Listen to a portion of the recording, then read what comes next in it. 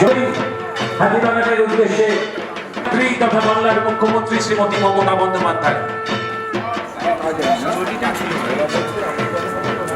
খুব কাছাকাছি এসে গেছে।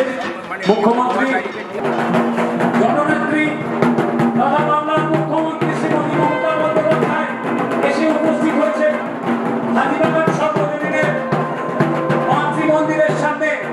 স্বাগত জানাই জননেত্রীকে, স্বাগত জানাই জননেত্রীকে।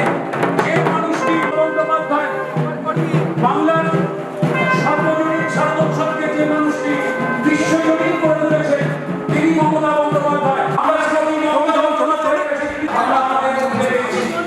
এর আগেও তিনি আমাদের আপনাদের সামনে আমাদের প্রিয় জননেত্রী এই জায়গায় এসে পৌঁছেছে আজকে আমাদের দিদির জন্য। মাননীয় মুখ্যমন্ত্রীকে আমাদের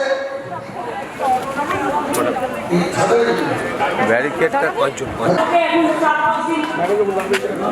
কন্টিনিউয়াস করতে হবে প্রায় ২৫০০ পুজো উদ্বোধন।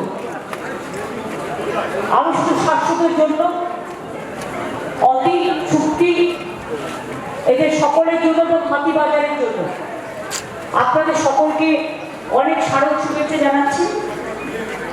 ওনাকে ডাকো, কাউন্সিল থেকেও একজন এসছেন।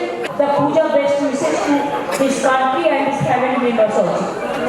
আমি আপনাদের সকলকে স্মারক শুভেচ্ছা জানাচ্ছি, কিন্তু অনুরোধ করবো বৃষ্টিতে ভিজবেন না, ভীষণ ইনফ্লুয়েঞ্জা হচ্ছে এবং এই বৃষ্টিটায় ভিজলে কিন্তু পুজো কদিন এনজয় করতে পারবেন না।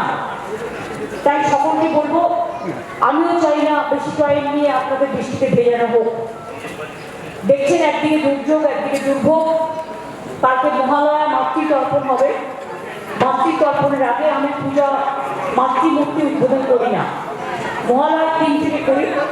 আজকে আমি প্যান্ডেল উদ্বোধন হিসেবে এসেছি। আপনাদের সকলকে স্মারক শুভেচ্ছা জানাই। সকলে ভালো থাকুন, সুন্দর থাকুন, স্বাস্থ্য ভালো থাকুন, পরিবার শান্তিতে থাকুন, স্বস্তিতে থাকুন। শক্তি মা স্বস্তি দিন, শক্তি দিন, ভক্তি দিন, সব সংকট থেকে মুক্তি দিন। আগামীকাল মহালয়ার তর্পণের মধ্যে দিয়ে সব রকম বর্ষণ, গর্জন, তর্জনের বিরুদ্ধে মা আলোকের বার্তা নিয়ে আসবেন। মা এই পৃথিবীকে শান্তির বার্তা নিয়ে আসবেন। ঘরে ঘরে মঙ্গলধ্বনি বাজবে, শঙ্খধ্বনি বাজবে, উলুধ্বনি বাজবে।